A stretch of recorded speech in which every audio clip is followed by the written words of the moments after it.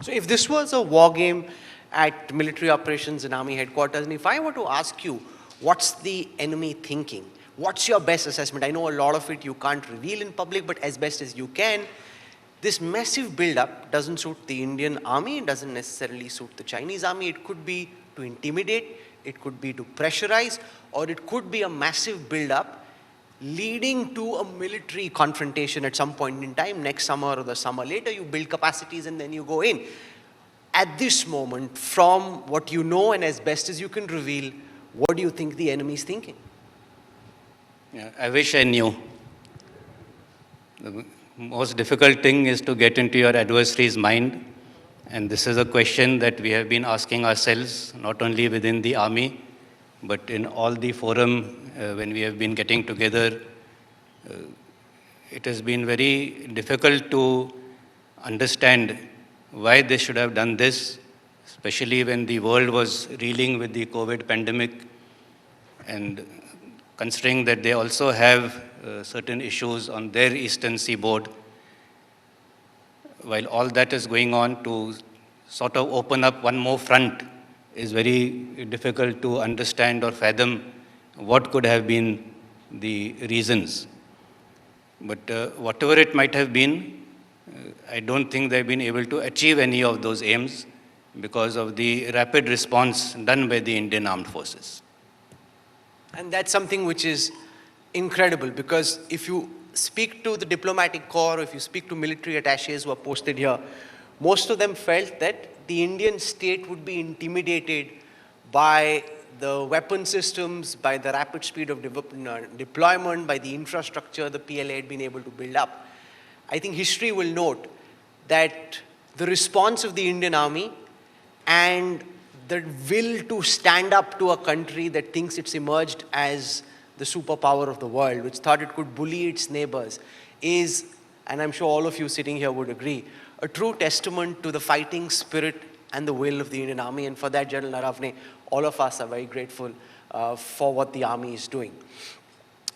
For a moment, I want to shift to the other unsettled border, which is Pakistan. And linked to Pakistan is what's happening in Afghanistan, where now you have a nightmare scenario that could potentially play itself out, because the American army has left. They've left behind in Afghanistan very advanced weapon systems, including night visions, which changes the nature of potential infiltration into Jammu and Kashmir.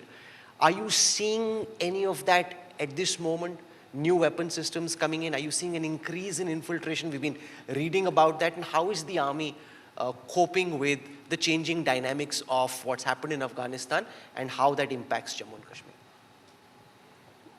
Well, in the beginning of the year, in February, we had reached an understanding between the two DGMOs to observe a ceasefire on the LC. This was not a new understanding. There was always a understanding of a ceasefire right from 2003. But over the years, incidents kept happening, and then it was being honored more in the breach than a ceasefire. But after February, for the next, I would say 4 months, right till the end of June, middle of July, the ceasefire has held in totality and as we understand a ceasefire. But from the end of July onwards to September and now beginning of October, these sporadic incidents have again started. I think it is again following the pattern of 2003, where it was started with one odd incident and then rising to as good as not having a ceasefire. And over the last month or so, we again see renewed attempts at infiltration. We have eliminated 2 or 3 such infiltration attempts. In one odd case, the body was even lying on the LC for good 3-4 days because there were no claimants for that body. Apart from the infiltration bids, there have been 3 incidents of proper ceasefire violation, that is, one post firing at the other post, mostly in the area of the Shamshabari range, North Kashmir. So yes, definitely there has been a spurt in activities, But whether they can be directly linked to what is happening or happened in Afghanistan, we really can't say. But what we can say and learn from the past is that when the previous Taliban regime was in power, that was also in the early 2000s, 2002, 2003, that time definitely we had foreign terrorists of Afghan origin in JNK.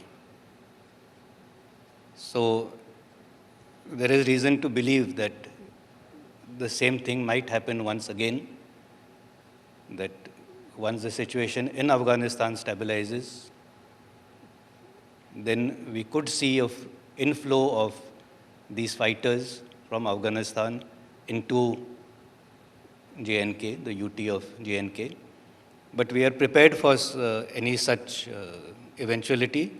We have a very strong counter-infiltration grid to stop them at the border. We have a very strong counter-terrorism grid in the hinterland to take care of any such actions. And just as we dealt with them in the early 2000s, we will deal with them now also, should they venture anywhere near us.